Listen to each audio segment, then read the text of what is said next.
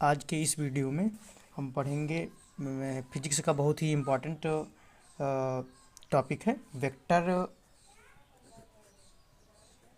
Vector को हम पढ़ेंगे, जो कि वेक्टर किस में आता है, अलजेब्रा में आता है।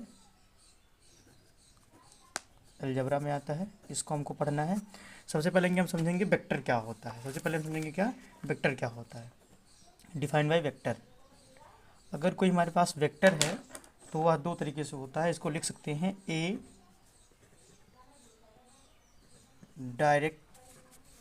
Direct line segment.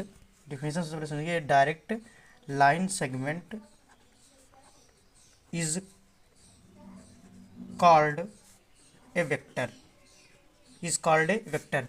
ए डायरेक्ट लाइन सेगमेंट, कोई भी क्या कहते हैं, लाइन सेगमेंट है हमारे पास, तो उसको हम कह सकते हैं a direct line segment is called a vector. A direct line segment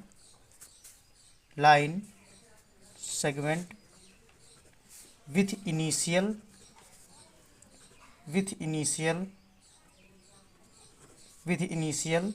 point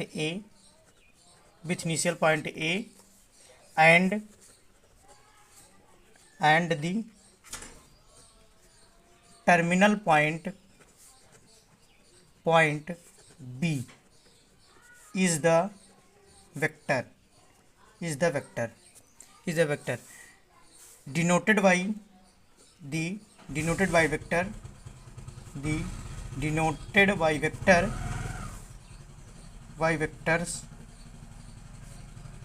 vectors A V vector.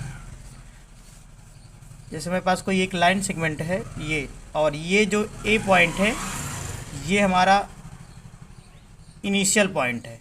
A point जो है हमारा, ये क्या है, इनिशियल पॉइंट। इसी को क्या कहते हैं, इनिशियल पॉइंट। और जो बी हमारा पॉइंट है इसको हम कहेंगे टर्मिनल पॉइंट। क्या कहेंगे, टर्मिनल पॉइंट। और इस तरीके से होगा तो इसे हम डिनोटेड करेंगे ए बी वेक्टर से। किससे डिनोटेड करेंगे, ए बी वेक्टर से। तो ये हमारा वेक्टर है।